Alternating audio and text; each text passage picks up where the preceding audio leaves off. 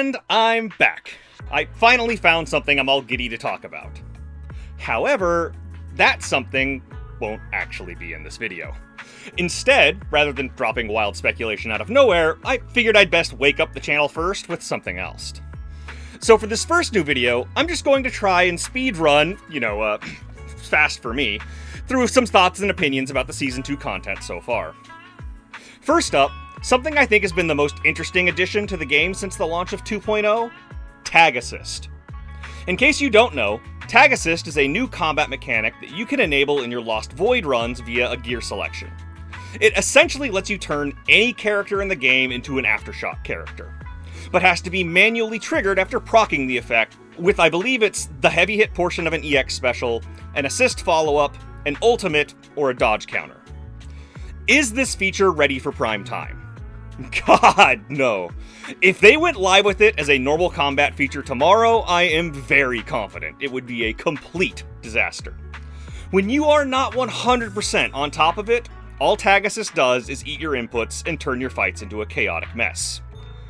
But if you take the time to learn the triggers for each team and really lean into it, trying to nail all of the procs, I think it's a lot of fun to mess around with.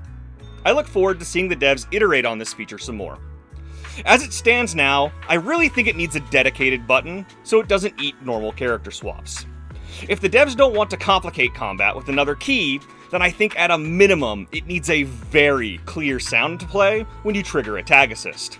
Some kind of immediate feedback that would announce your character swap did not happen. If you were immediately put off by the chaos it introduces to your fights, I totally understand that. But if you haven't tried to use it effectively yet, I strongly encourage you to go back and play around with it some more. I think it's actually a really fun feature when you're able to make effective use of it. Next up, my least favorite addition to the game, the Sheer Force stat.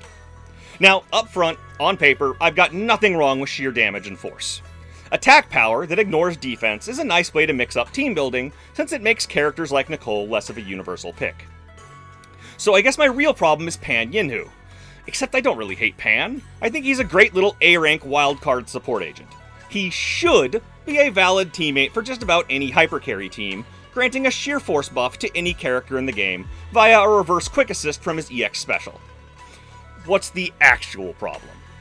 Well, it turns out that while sheer force increases sheer damage, it doesn't actually give a character sheer damage. And so sheer damage is something that currently only Rupture agents can deal, which currently is only Yixuan. You can totally give sheer force to another character like Yixuan, and if you run her with active Shiyu defense or deadly assault buffs, it'll even scale that sheer force stat higher. But that means nothing, because sheer force has absolutely no effect on non-Rupture agents. Pan Yinhu got robbed. Yes, if you're committed to it, you can supercharge him with powerful support agents and still clear content. But the truth is that Pan Yinhu is absolutely useless unless he's running wildcard with Yixuan. I think that's bad design.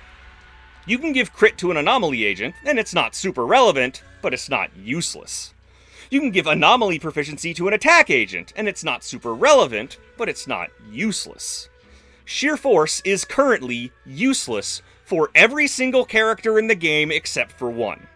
So poor Pan Yinhu is getting screwed. I really wish the devs would update the design so that sheer force was essentially attack plus, adding a little bit of sheer damage to any agent. Another new mechanic that it would be a crime not to mention, how's Miasma working out? I think it's good. I think it's a well-designed mechanic that addresses a combat design problem. Let me put it like this. Do you hate invulnerable phases? Well, Miasma is for you. It's an alternative to having to rely on invulnerable phases that's more fun to interact with. Not that invulnerable phases have been removed. It's just another tool in the dev's toolbox. The basic design problem is this. How do I stop the players from CCing my enemies to death, trivializing their mechanics, without just making those enemies invulnerable? The answer is that you give them a CC shield while still making sure that the player can continue to fight. That's what Miasma is. And a testament to good design, the devs made sure to make certain moves break the shield faster, while also encouraging you to attack back harder by giving you a massive energy and decibel reward when you do finally break the shield. Instead of forcing you to sit and wait, which an invulnerable phase does, Miasma encourages you to fight back harder. I actually like it. Sure, it will always feel bad when a Miasma shield procs right before a good clear time, costing you a run. But even then, it's not a hard steal like invulnerability is. Enemies do continue to take chip damage during Miasma. I've only done this during Lost Void runs, but you can 100% kill an enemy while their Miasma shield is active, if the enemy's health is low enough. You don't wait for Miasma to end. You knuckle up, and then you tear that shield down. And just as a bonus, I lost my 50-50 to Yixuan, so I can assure you that you don't need sheer damage to get through it. That little rumor died laughably fast. Moving on, let's talk about some of the new gameplay content that came with 2.0. First up, Temple Maintenance. Now I know I'm never going to convince anyone to like anything that they find really annoying, so the only point I want to focus on is iteration and improvement. Is the Sweebian Temple system notable as a new gameplay feature? No, not really. But, is it an improvement over a legacy system? I 100% believe so. Bold words, I know, but hear me out. Now, I don't know this for a fact, but I think the clues are all there. If you've paid any attention to the video store maintenance game, you probably noticed that there's a lot of useless information there. I'm fairly confident that these useless bits are part of a similar daily management system, like the temple currently is, that was intended for the 1.0 launch.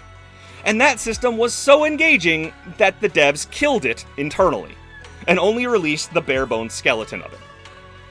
With that as the standard to compare to, I think temple management is just fine. If you were trying to blitz through the story, then maybe you found the forced tutorialization really annoying, but at least the time required to complete the few mandatory steps was only like 3 minutes. And during those 3 minutes, it wasn't like there was nothing new for you to check out in the patch's content. The best thing I can say about the temple management is that it feels entirely optional, outside the forced tutorialization. And despite feeling optional, I think the devs have done a decent job of making it somewhat useful. You can get leveling mats and dennies from sticking with it, but the quantity of those mats, and the fact that they are only available every 2 weeks, means you can also freely ignore it if you can't be bothered. You're not really missing out on anything other than some silly cosmetics. Still, I have yet to have ever had too many dennies, so I still take the time to set up my queues before I log off each day. The user experience still needs improvements, but the devs have been consistently giving those to us. We're about to get some good changes in 2.2, so the only changes I'm still holding out for are, first, I wish they'd let us just skip the adventure map entirely, launching gathering missions directly from the crafting menu. It's currently a pain in the ass to switch from the crafting menu to the gathering menu and back. It doesn't actually drop you back where you started, like it does for the Yum-Cha Sin orders. So it's really annoying to queue up your gathering each day unless you commit to memory all the resources you need. And second, turning in orders at Yum-Cha Sin badly needs a complete max orders button. You currently have to complete like 50 individual orders, one at a time, to hit the cap of 5,000 currency. And each order involves pressing 2 different confirm buttons, and you can't even confirm both of those buttons by just mashing the same button. It's super annoying to hit your 5,000 currency cap. Thankfully, the temple rewards only reset every 2 weeks, so at least there's a big gap between pain points. Not exactly glowing praise, but it's not the worst thing ever. Next up, let's talk about the new free roam areas, the Lemnian Hollow. Again, if you try and look at this as some fantastic new feature, you're probably disappointed. But if we focus on iteration and improvement, I think they're great. So what are the new zones an improvement of? Filler combat missions. Remember these? They're gone, replaced by the new zones, and I think it's a fantastic change. It's nothing that's going to keep you coming back every day, and it's not trying to be. They're essentially just persistent, play at your own pace, rally mode missions. And their persistence allows the devs to reuse them as backdrops for the story and other events. That's just a clever way of getting more value out of something that takes a lot of development time to create, instead of just being one-and-done filler like the combat missions were. On top of that, the mix-in of city mode input improves the exploration, as now there's NPCs to interact with as you explore. Those help the world feel a bit more lived in compared to the old combat zones.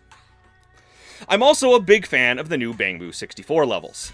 3D platforming and camera work can be really hard to do well, and while I'm not expecting ZZZ to take Mario's crown anytime soon, I do think these levels are really well built and fun to play. These new levels also added a number of new gimmicks and obstacles that I'm excited to see show up in a future batch of new Bang Boo Fall Guys levels, whenever that event returns.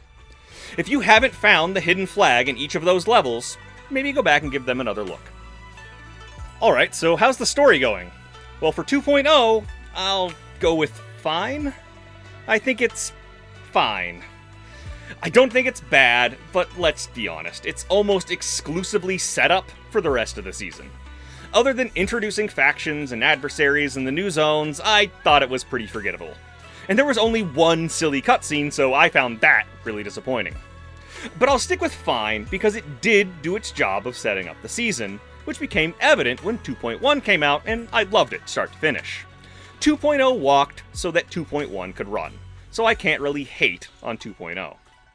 And speaking of 2.1, I really enjoyed seeing Yuzuha and Alice meet as strangers. I really liked how everyone's stories came together, and it's a bit silly to talk about, but I was also really impressed by the vent crawling moment. Not only was this maybe a subtle response to complaints about the skipped scene in Soldier Zero's story, but I just think it was really well implemented, other than the bug where the heavy breathing followed you for the rest of the section. I certainly wasn't expecting it, and so it was really nice to see the devs showing that they are working to raise the bar in terms of in-game, non-cutscene storytelling.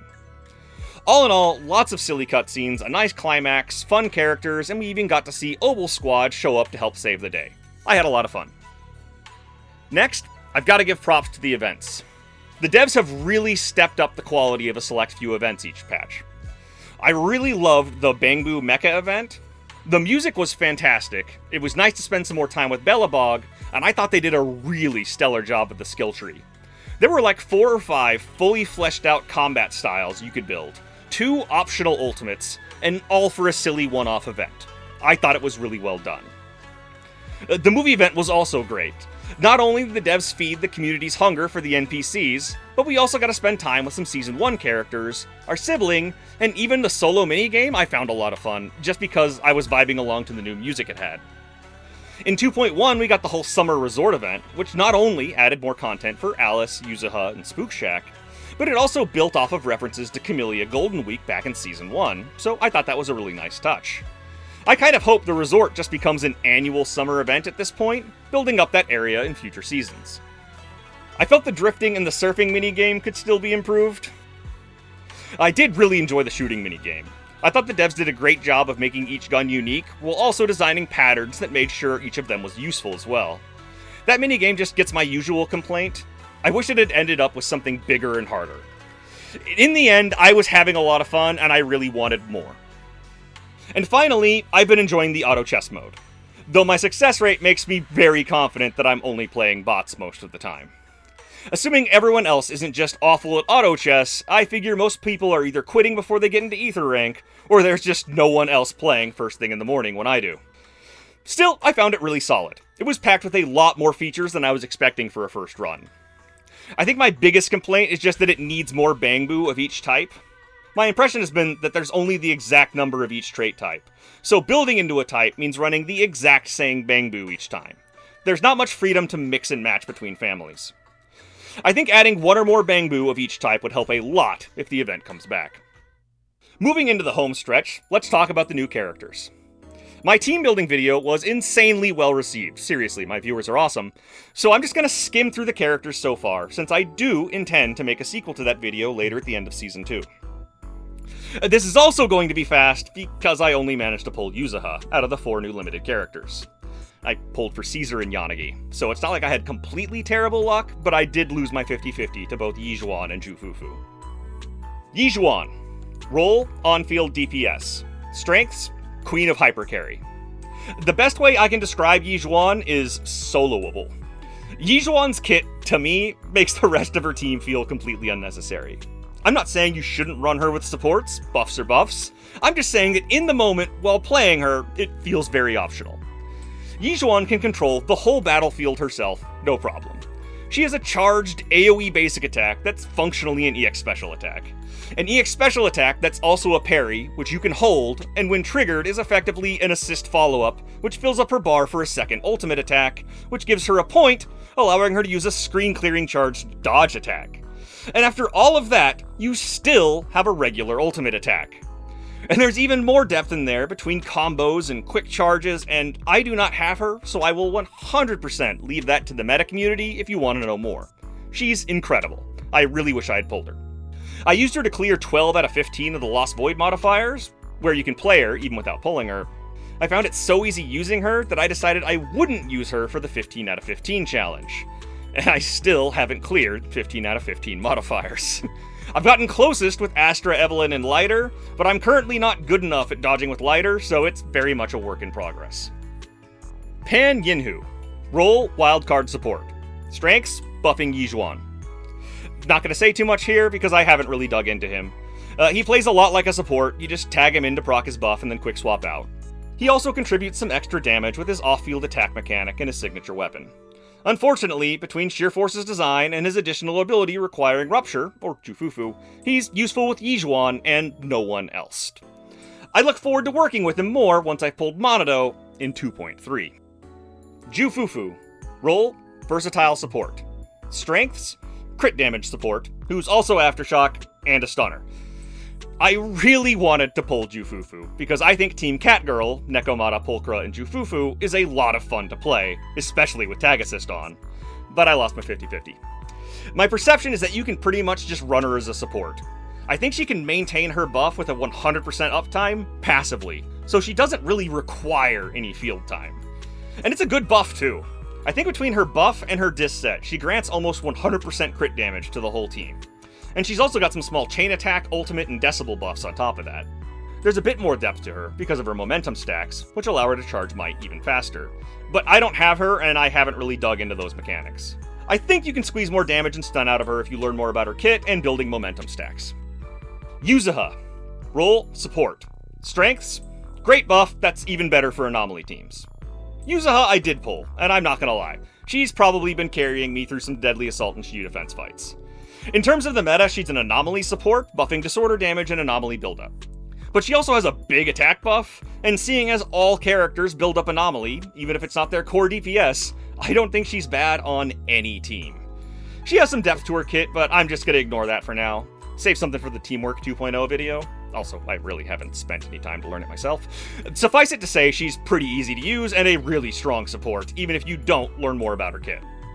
Alice. Role, anomaly DPS. Strengths, damage and disorder. I can't really say much here since I haven't played her much.